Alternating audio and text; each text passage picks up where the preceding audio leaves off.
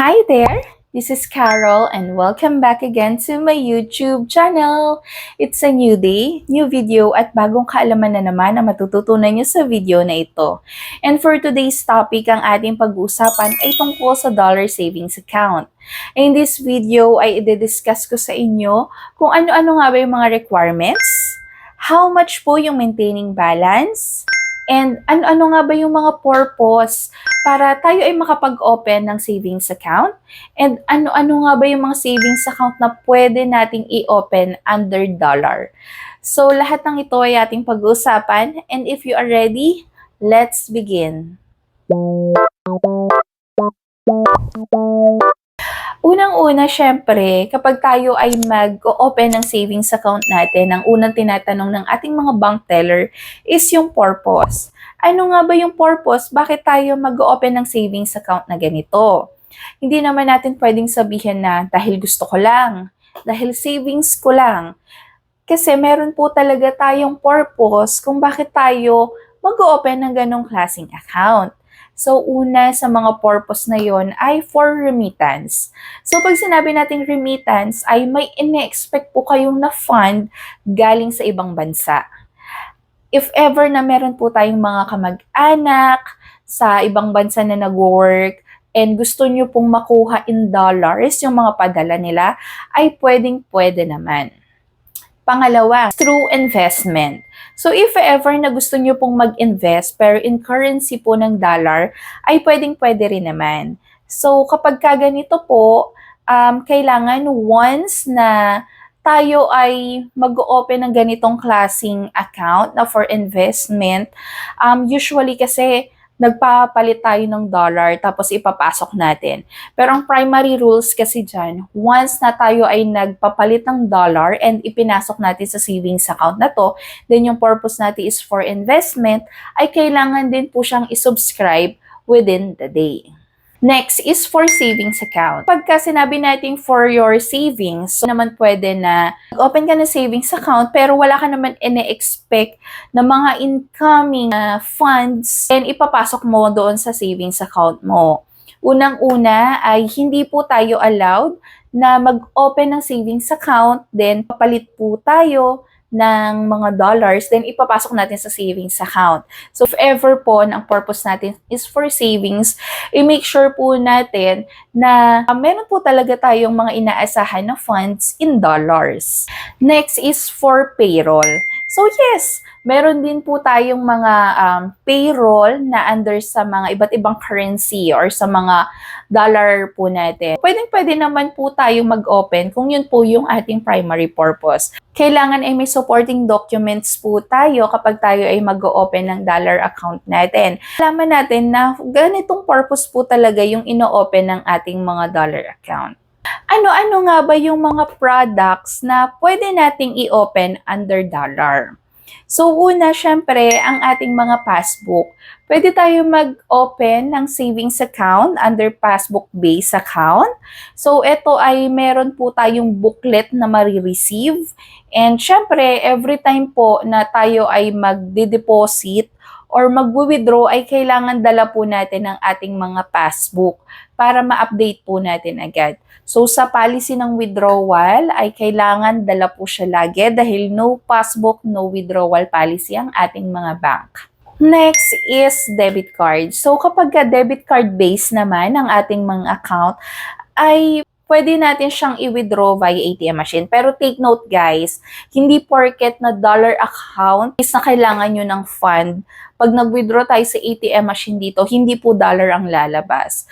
So, kapag tayo ay we-withdraw sa ating mga ATM machines. Since nandito tayo sa Philippines, ang lalabas po talaga na pera dyan ay in Philippine currency.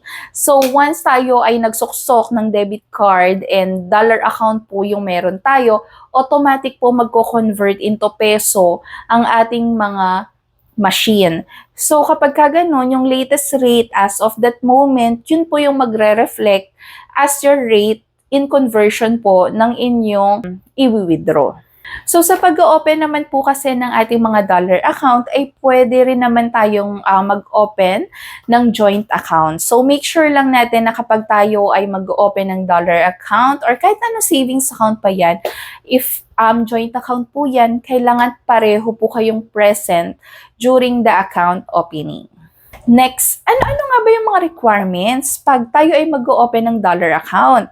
Siyempre, katulad ng pag-open ng peso account natin, kailangan pa rin natin mag-provide ng government-issued valid ID. So, pag sinabi natin government-issued valid ID, ito ay valid, hindi expired.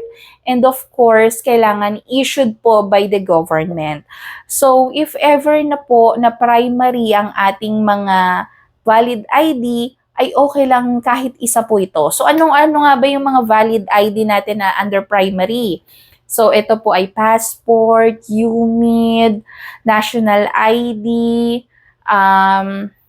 PRC, and marami pang iba.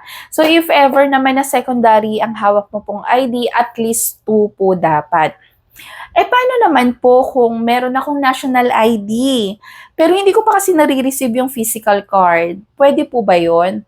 Yes. Pwede naman po tayo mag-present ng national ID galing doon sa ating mga eGov app. So, ina-accept po siya ng ating mga bank and may policy po tayo dito na kailangan po siyang i-accept kasi isa po siya sa ating mga valid ID dito sa Philippines. One is proof of billing. So, hindi lang kasi ako familiar sa ibang mga bank if ever na nanghihingi pa sila ng proof of billing. Pero ito kasi minsan case to case. If ever kasi na minsan hindi updated yung address natin sa ating mga IDs, ay kailangan natin mag-provide po ng proof of billing para malaman natin kung saan talaga mismo nakatira si client or nag-i-exist ba yung address na to. Para if in case na minsan magpadala po ng letters si bangko doon sa account holder, ay mabilis lang po ito malolocate ng ating mga mailman. Next is the supporting documents. Katulad ng sinabi ko kanina, depende po sa purpose ninyo kung bakit tayo mag-open ng savings account na dollar. So, make sure natin na yung supporting documents na ipapakita po natin ay valid po talaga. So, if payroll, syempre, may endorsement letter naman po yan galing kay company na nare-required po talaga tayo na mag-open ng payroll savings under ganitong currency kasi yun po yung matatanggap niyong sahod. If ever naman po na remittance, syempre, mag-provide po tayo ng proof of remittance galing po doon sa mga kamag-anak sa ibang bansa. Ano nga ba yung mga proof of remittance? Like, kunwari, before, through Western Union po kayo nag-claim or sa ibang mga remittance center. Yun, pwede na po as proof of remittance yun. One is investment. So, kapag investment naman din kasi may fini-fill outan po tayo na form, subscription form. Kaya makikita natin na for investment purpose po talaga yung ino-open nating account. So, pang-apat, if ever na, yun nga yung sinabi ko kanina, personal savings, if ever na may ina-expect po tayo na fund na ganong currency, ay i-provide na lang po natin. So, pwede naman i-check po yan ng ating mga bank teller kung okay na po yung supporting documents na pinapresent natin. So, next one, syempre, ang ating mga initial deposit. So, pag sinabi ng initial deposit, ito yung kailangan muna nating i-deposit sa account para matuloy na yung ating account opening. So, nakadepende po kasi kay bangko kung magkano po yung nire-required niyang initial deposit. Usually kasi, may mga bank na magkaiba yung initial deposit sa maintaining balance. So, sa initial deposit kasi, yun yung pinakakauna-unahan ipopondo nyo po sa inyong account. For example, sa bangko na to, ang initial deposit nila is 5,000, pero ang maintaining balance is 10,000. At least sana yung initial deposit ma-provide po ninyo, then the following na yung maintaining balance. Pero ang maintaining balance po kasi natin, once na hindi natin siya na-maintain, ay may kaukulang charges po ito. So, make sure lang natin na ma-maintain po natin yung maintaining balance ng ating mga account. So, Kay BPI po kasi, once tayo ay nag-open ng dollar account, pareho na po ang initial deposit and the maintaining balance. So, ang maintaining balance po nila ay $500. So, if ever po na hindi natin ma-maintain yung maintaining balance sa ating mga account, ay may charge po ito na $5. Pwede po bang demand draft ang initial deposit natin kay bangko sa pag-open ng ating dollar savings account? The answer is yes. Pwede pong demand draft ang initial deposit para po doon sa ating i-open na dollar savings account. However, since ito ay cheque and subject for clearing pa lamang po, ay kailangan po natin na at least meron pa rin tayong cash on hand na dala-dala. May mga bangko po kasi na kailangan is may cash pa para if in case, katulad niyan, kapag i-deposit po natin yung demand draft natin. Demand draft is parang cheque. Cheque po siya na naka-dollar currency. So, kapag i-deposit kasi natin ang demand draft, ay meron pong charges din na $5.